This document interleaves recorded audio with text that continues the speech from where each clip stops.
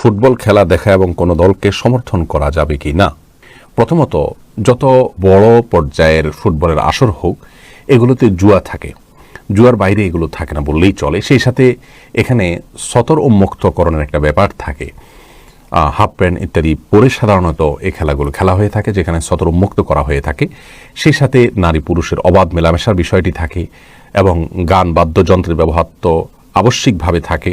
সেই সাথে সময়কে নষ্ট করা হয়। সবচেয়ে বড় বিষয় হলো ইমানদারের যে ইমানি চেতনা, সেটা নষ্ট হয় এবং সময় অপচয় হয়, সময় নষ্ট হয়। আপনি হয়তো বলবেন যে এতে তো বিনোদন হয়, নষ্ট হলো কই, কিছুটা তো অর্জন হলো। তো যদি কিছুটা আপনি মজা পান, তাহলে হারানোর পরিমাণটা তার চাইতে বহুগুণ বেশি। কারণ এর ফলে সালাতের প্রতি মনোযোগিতা নষ্ট হয়ে যায়, আল্লাহ রাব্বুল আলামিনের প্রতি আমাদের যে মনোযোগিতা সেটা নষ্ট হয়ে যায়। একজন মানুষ এই ধরনের খেলাগুলো দেখতে অভ্যস্ত যিনি, তিনি এই খেলাগুলোর চরম উত্তেজনাকর মুহূর্তে জামাত শুরু হলে অনেক সময় জামাত রেখে তিনি খেলা দেখা কন্টিনিউ করেন এবং এটাই বাস্তবতা। অতএব আল্লাহর জিকির থেকে এগুলো গাফেল করে ফেলে, এক ধরনের এডিকশন, নেশার মতো একটা অবস্থা আমাদের মধ্যে সৃষ্টি করে এবং দিন এবং দুনিয়া উভয় দৃষ্টিকোণ থেকে আমাদের জন্য এর চাইতে আরও বহু উপকারী বিষয় থেকে আমাদেরকে দূরে সরিয়ে রাখে। সেই সাথে এগুলোর ফলে গীবত, শেকায়েত, পরনিন্দা, শত্রুতা, একে অন্যের বিরুদ্ধে লাগা এবং পক্ষ বিপক্ষ অবলম্বন করে ফেসবুকে, সোশ্যাল মিডিয়াতে বা অফলাইনে অনলাইনে মারামারি, গণ্ডগোল, ফাসাদ এগুলো হয়ে থাকে।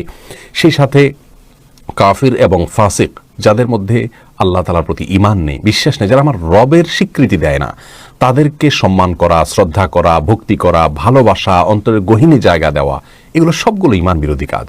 আপনি যদি খুব বেশি উদার হন, যে উদারতার সবকটা মূলত ইবলিস এবং শয়তান দিয়ে থাকে, তাহলে সেক্ষেত্রে ঈমানদার হওয়ার কোনো সুযোগ আপনার নেই। প্রিয় দর্শক, রবের স্বীকৃতি যদি কেউ না দেন, সে কখনো আপনার আপন হতে পারে না। আপনার বাবা বা আপনার মায়ের জন্ম নিয়ে বা আপনার জন্ম নিয়ে যদি কেউ সন্দেহ করে, আপনার জন্মের স্বীকৃতি যদি কেউ না দেয়, আপনি তাকে কখনো আপন করতে পারেন না। সেখানে আপনার রবের স্বীকৃতি যদি কেউ না দেন, তাকে আপনি আপন কিভাবে করেন? এই সমস্ত খেলাগুলো দেখার মাধ্যমে বিভিন্ন কাফির, অমুসলিম এবং আল্লাহ তাআলার প্রতি অবিশ্বাসীদের প্রতি এক ধরনের ভালোবাসা তৈরি হয়, যা আমাদের ঈমানের জন্য ক্ষতিকর এবং ঈমানের যে ওয়ালা বারা, এর সাথে অসঙ্গতিপূর্ণ। সেই সাথে আব্দুল্লাহ ইবনে মাসউদ রাদিয়াল্লাহু আনহু একটি কথা আমরা এখানে উল্লেখ করতে চাই। তিনি বলেছেন, মান কাফারা সাওদা কওমিন ফাহুয়া মিনহুম, যে ব্যক্তি কোনো দলের দলভারী করে সে তাদের অন্তর্ভুক্ত হয়ে যায়।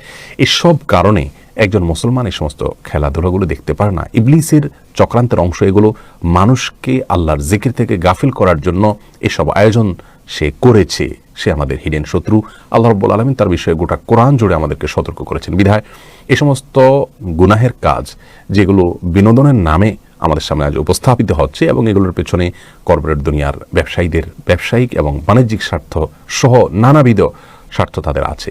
যাই হোক, সবচেয়ে বড় কথা হলো, একজন ইমানদারের জন্য এতগুলো গুনাহের আয়োজন যেখানে থাকে, সেটিকে অনুসরণ করা কোনো অবস্থাতে জায়েজ নয়। আপনি নিজে শরিয়ার নীতিমালাকে অনুসরণ করে দ্বিপাক্ষিকভাবে কোনো প্রকার লেনদেন ছাড়া, জুয়া ইত্যাদি ছাড়া আপনি নিজে এক্সারসাইজ করুন মাঠে, সেটি ভিন্ন বিষয়।